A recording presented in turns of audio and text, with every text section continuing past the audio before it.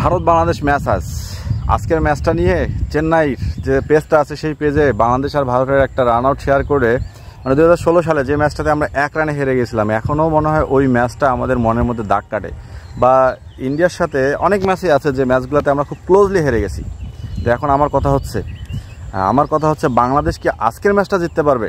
বা কোটি বাঙালির স্বপ্ন আজকের ম্যাচটা কি জিতে আমরা সেমিফাইনাল রেসে থাকবো, নাকি টোপলা টুপলি বান দিয়ে একদম বাংলাদেশের পথে রওনা হওয়ার জন্য আগেভাগেই প্লেন বুকিং করব? এখন আমার কথা হচ্ছে ভাই, এখানে যদি আপনারা কম্পেয়ার করতে যান, ওদের যেমন বুমরা আছে আমাদের কেমন মুস্তাফিজ আছে, ওদের যেমন আশিদীপ সিং আছে আমাদের কিন্তু সাকিব আছে, ওদের যেমন সিরাজ আছে আমাদের তাসকিন আছে, আমাদের শরীফুল আছে। অলরাউন্ডার দিকে জাদেজা, সাকিব, আপনারা কোন দিকে যাবেন? শুধুমাত্র সমস্যা কোথায়? Top order.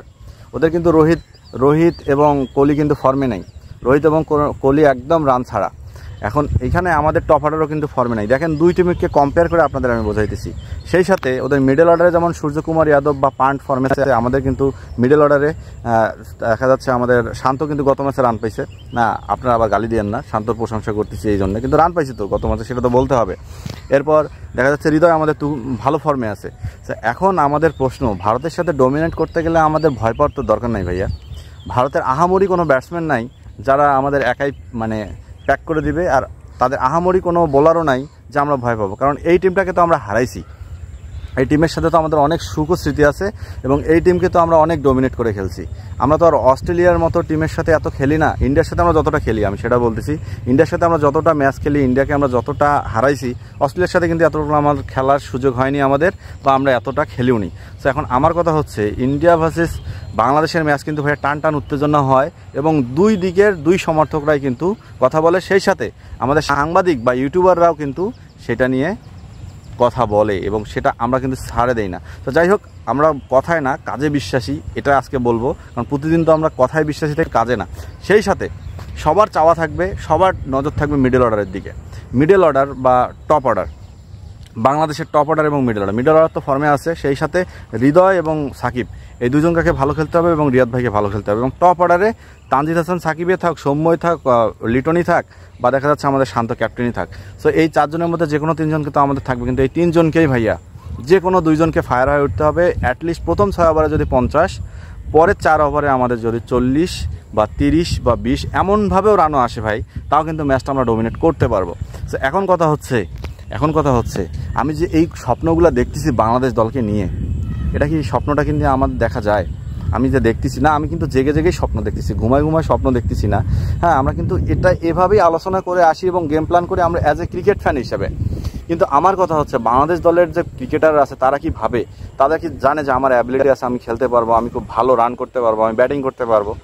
ভাই এটাই যদি তোরা ভাবিস, তাহলে পিছে গিয়ে তোদের কি সমস্যা হয়? ওখানে কি তোদের জন্য তাবিজ পুঁতে থাকে ইন্ডিয়া কি তাবিজ পুঁতে রাখবে? না অস্ট্রেলিয়া তাবিজ পুঁতে রাখছে, না আফগানিস্তান তাবিজ পুঁতে রাখছে, নাকি ওয়েস্ট ইন্ডিজের কোনো কবিরাজ গিয়ে তাবিজ পুঁতে রাখছে তোমাদের জন্য যে তোরা খেলতে পারিস না, তোরা ব্যাটিং করতে পারিস না? আরে ভাই, নেটে নাকি তোরা নেট ছিঁড়ে ফেলতেছিস, বল হারাইতেছিস, ব্যাট ভাঙতেছিস, অথচ মেন খেলায় গিয়ে তোরা হজট খাচ্ছিস। যাই হোক, ম্যাচের আগে কোনো নেগেটিভ কথা বলবো না। এখন আমার কথা হচ্ছে 8-9 বছরের অভিজ্ঞতা যদি আজকে কাজে লাগাইতে না পারে শান্ত, লিটন, সৌম্য, তাহলে বাবা তোদের কাছে আমরা মাপ চাই, আমাদের মাপ করে দিস। আগে আমি মাপ চেয়ে নিলাম, মানে এই ভিডিওটা হয়তো মানে এই মাপটা আমি হয়তো খেলার পরে চাইতাম, কিন্তু তার আগেই একটু মাপ চেয়ে নিলাম হালকা পাতলাভাবে।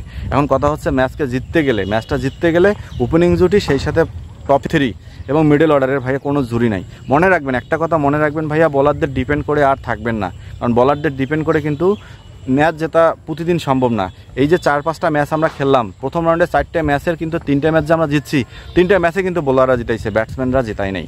এটা কিন্তু আমাদের মানতে হবে, এবং আমরাও মানতে হবে। এই কারণেই বলতেছি, টপ 3 যদি ভালো খেলতে পারে, বা মিডল অর্ডারে যদি সাকিব, রিয়াদ যদি রান করে দেয়, হৃদয় যদি ভালো খেলে, তাহলে জয় আমাদের নিশ্চিত। তো বাংলাদেশকে ডমিনেট করতে খেলতেই হবে ইন্ডিয়াকে, এবং বাংলাদেশের সাথে ইন্ডিয়া যে হারছে, এই কারণে ভয়ে ইন্ডিয়াকে হলেও খেলতে হবে। তো এই কারণে ইন্ডিয়া কিন্তু হালকাভাবে বাংলাদেশকে নিচ্ছে না। তাদের যে কোচ আছে, ব্যাটিং কোচ যে সংবাদ সম্মেলন আছে, তিনিও কিন্তু একদম ক্লিয়ারলি বলে দিছে। কারণ বলি আপনাদের, 2007 সালে কিন্তু এই বাংলাদেশের সাথে হেরেই ইন্ডিয়া ওয়ার্ল্ড কাপ থেকে বিচ্ছিন্ন হয়েছিল। হ্যাঁ, 2016 সালে কিন্তু ইন্ডিয়া হাতে ম্যাচটা জিতে গেছে। শুধুমাত্র রিয়াদ মুশফিক যদি আউট না হতো, ম্যাচটা কিন্তু আমরা জিতে যেতাম। সো এই কারণেই বলতেছি, আগে যদি ব্যাটিংও করা যায়, 160 থেকে 70 রান বা 80 রান যদি করা যায়, ম্যাচে কিন্তু এনাফ। পরে যদি ব্যাটিং করা যায়, তাহলে 160 থেকে 80 রান চেস করার জন্য ব্যাটসম্যানদের কি অবশ্যই মাইন্ড সেট আপ করতে হবে, এবং ব্যাটসম্যানদের উপরই আজকের খেলাটার শতভাগের 90 ভাগ নির্ভর করবে আমি মনে করি ব্যাটসম্যানদের উপরই। রানের একটা ভিত তারা গড়ে দিবে এবং বলাররা সেটা ডিপেন্ড করলে করবে, হ্যাঁ, না হলে বলাররা ঠেকাবার চেষ্টা করবে। আর আগে ব্যাটিং করলে তাদের ভিতে বলার ডিপেন্ড করবে, আর পরে ব্যাটিং করলে বলারের উপর ব্যাটসম্যানরা ডিপেন্ড করবে। ব্যাপারটা এমন। এই কারণেই বলতেছি, বাবা শান্ত, বাবা লিটন, বাবা সৌম্য, বাবা যারাই আসিস, হৃদয় থেকে শুরু করে মিডল অর্ডারে যারাই আছিস, বাবা তোরা একটু খালি নিজেদেরকে নিয়ে ভাব, একটু মেন্টালিটি সেট আপ করে নাম, একটু খালি 180 থেকে 90 রান আমাদের করে দে বাবা। আজকে অন্তত আমাদেরকে সুপার 8-এ টিকায় রাখ। রান আউটে যারা দেখছেন চ্যানেলটা সাবস্ক্রাইব করে দিয়েন।